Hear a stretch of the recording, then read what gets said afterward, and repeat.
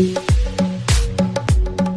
kann überhaupt nicht schlafen. Ich kann nicht schlafen.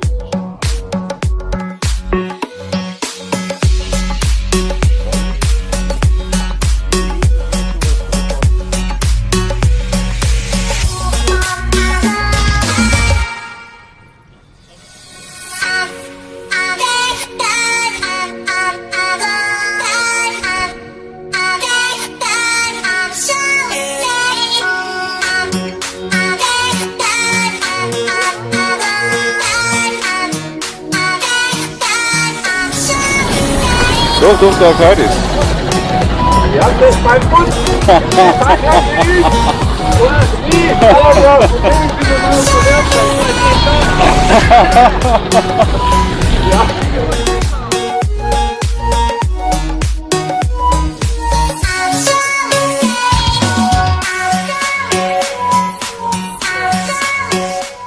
Wir fahren auf der linken Talseite Richtung Auen.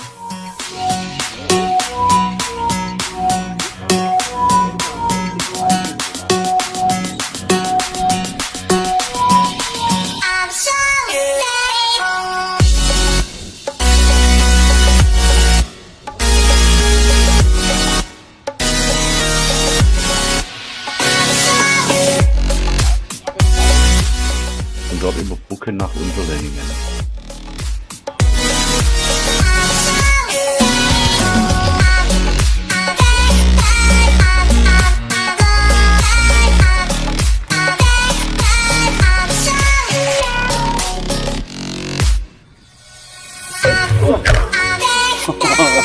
Klick jetzt. Entschuldigung. Ah, kein Problem. Das ist ja unser Thema.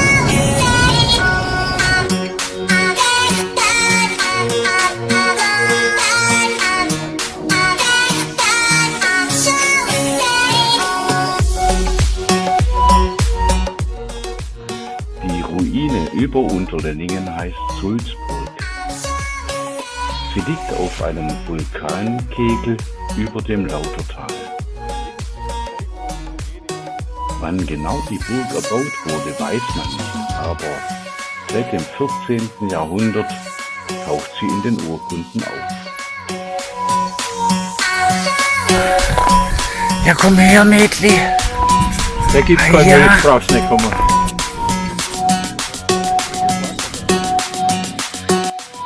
Die ersten Besitzer waren die Herren von Neidingen.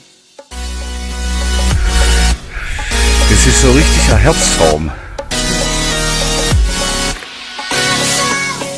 Ab etwa 1395 war die Sulzburg württembergisches Lehen der Herren von Späth.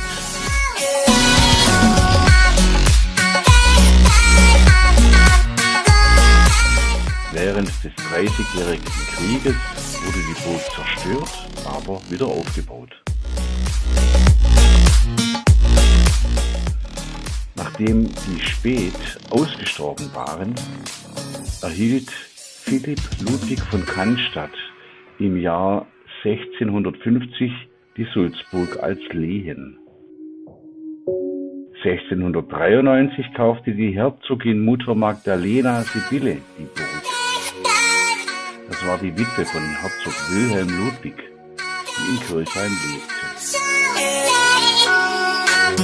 Bis ungefähr 1700 wohnte ein alter Burgvogt oben, aber dann wurde die Burg unbewohnbar. 1966 wurde die Ruine gesichert und wieder aufgebaut.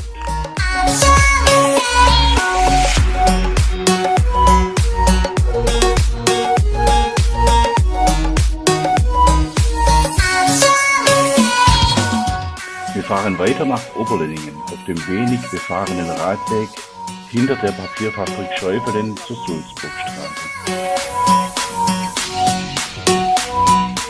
In Oberlenningen gibt es das Schlößle, das durch seine exponierte Lage über dem alten Ortskern hervorsticht. Erbaut wurde es im Jahre 1593 bis 1596 von den Herren Schilling von Cannstatt. Seit seiner Entstehung ist es nie grundlegend umgebaut worden. Bei der Renovierung im Jahr 1992 war noch überraschend viel von seiner ursprünglichen Ausstattung vorhanden. Das ist ein Glücksfall für Denkmalpfleger. Wir fahren weiter durch den oberen Sand Richtung Gutenberg. Im oberen Sand wohnte ich in meiner Jugend. Heute beherbergt dieses schöne Gebäude die Gemeindebücherei und im zweiten Stock sehr passend das Museum für Papier- und Buchkunst. Schließlich ist Oberlenningen geprägt von der Papierfabrik Schäuferlen, die bis 2018 noch hochwertige gestrichene Papiere herstellte. Ich selber habe dort in meinen Schulferien vierschichtig als zweiter Gehilfe an der Papiermaschine 5 gearbeitet.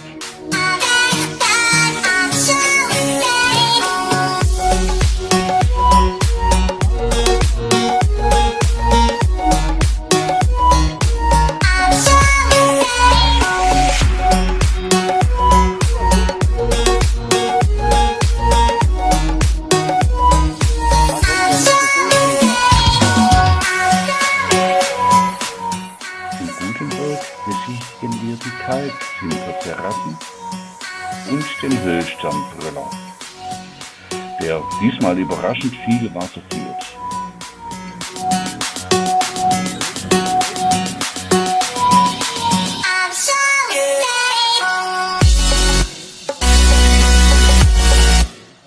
Beides habe ich in einem anderen Film bereits gezeigt.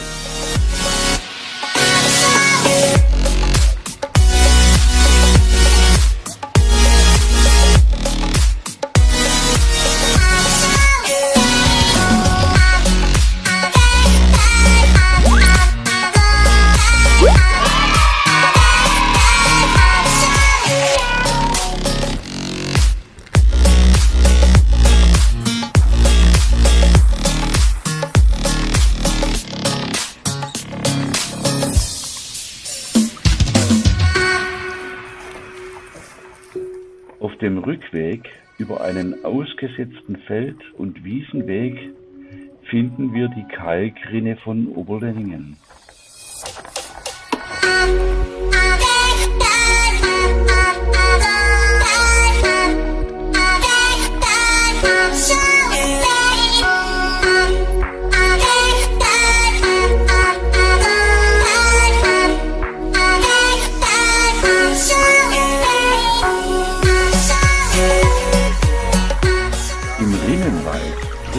Eine kleine Quelle Kraftwasser aus der Alp ins Tageslicht.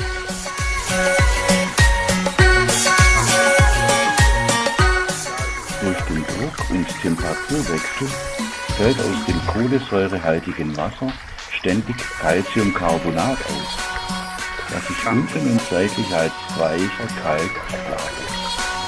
Im Laufe der Zeit verhärtet dieser und so wächst die Rinne immer weiter nach oben und hat mittlerweile eine Höhe von ungefähr 2 Meter erreicht. Das ist eine weltweit sehr seltene Erscheinung.